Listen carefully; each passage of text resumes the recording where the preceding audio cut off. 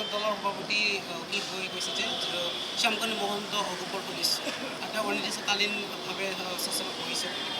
কি ক'ব তেওঁ সঁচাকৈ অগপৰ পুলিচ আছিল তেওঁ কেতিয়াও নাছিল সেইটো সম্পূৰ্ণ অসত্য কথা কৈছে মই এটা কথা কওঁ জুবিন গাৰ্গৰ মৃত্যুক লৈ যাতে কোনেও হেতালি নেখেলে কোনেও যাতে তেনেধৰণৰ ৰাজনীতিকৰণ কৰিবলৈ নাযায় তাৰ বাবে মই বিশেষভাৱে অনুৰোধ জনাইছোঁ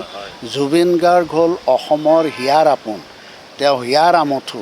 অসমৰ জনসাধাৰণৰ প্ৰাণ গতিকে তেনেধৰণৰ ব্যক্তিক লৈ ৰাজনীতি কৰাটো আমি কেতিয়াও নিবিচাৰোঁ শ্যামকানু মহন্ত কোনোদিনেই এজিপিৰ সদস্য নাছিল কোনোদিনেই তেওঁ আমাৰ সদস্য নাই তেওঁ যদি প্ৰমাণ কৰিব পাৰে প্ৰমাণ কৰি দেখুৱাওক তেতিয়াহ'লে আমি নিশ্চয় সেইটো গ্ৰহণ কৰিম সেইটো কেতিয়াও হ'ব নোৱাৰে সেইটো সম্পূৰ্ণ অসত্য কৰা কথা কৈছে আৰু এইবিলাক এটা ৰাজনীতিৰ ৰহণ সানি এনেধৰণে কথা কৈ মানুহৰ মাজত এটা বিভ্ৰান্তিকৰ সৃষ্টি কৰিব বিচাৰিছে আৰু তেনেধৰণৰ এই জটিল পৰিস্থিতিত যাতে কোনেও তেনেকুৱা বিভ্ৰান্তিকৰ পৰিস্থিতি সৃষ্টি নকৰে তাৰ বাবে মই বিশেষভাৱে সকীয়াই দিছোঁ আৰু ৰাইজকো মই আশা ৰাখিছোঁ যে আমি যিটো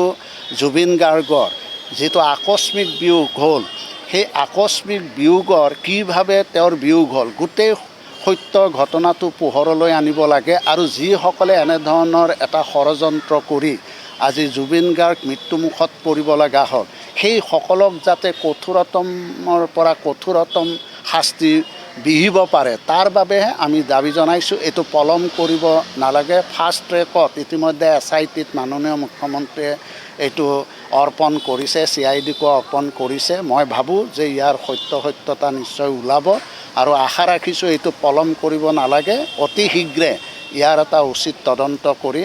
তেখেতসকলক এটা কঠোৰ শাস্তি আইনগতভাৱে বিহিবৰ কাৰণে মই বিশেষভাৱে ৰাজ্য চৰকাৰক অনুৰোধ জনাইছোঁ দাদা আপুনি খুব ব্যস্ত মই বেছি সময় নলওঁ অন্তিমটো প্ৰতিক্ৰিয়া এটা লাগে নীলোৎপল বৰা গায়ক নীলোৎপল বৰাই সাংবাদিকৰ কেমেৰা ভাঙি সাংবাদিকৰ কামত বাধা বিঘিনি জন্মাইছে আপুনি কি প্ৰতিক্ৰিয়া সাংবাদিকক এনেকৈ কোৱাটো উচিত হয় নাই চাওক সাংবাদিকবিলাক হ'ল আমাৰ সংবিধানৰ চতুৰ্থ স্তম্ভ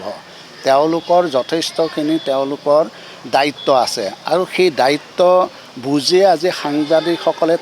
তেওঁলোকৰ কৰ্তব্য কৰিছে গতিকে মই ভাবোঁ যে সাংবাদিকসকলক তেনেধৰণে দুৰ্ব্যৱহাৰ নকৰি ভালকৈ যদি কথাখিনি বুজাই দিয়া হয় ভালকৈ যিটো প্ৰশ্ন কৰিছে সেই প্ৰশ্নৰ সঠিকভাৱে যাতে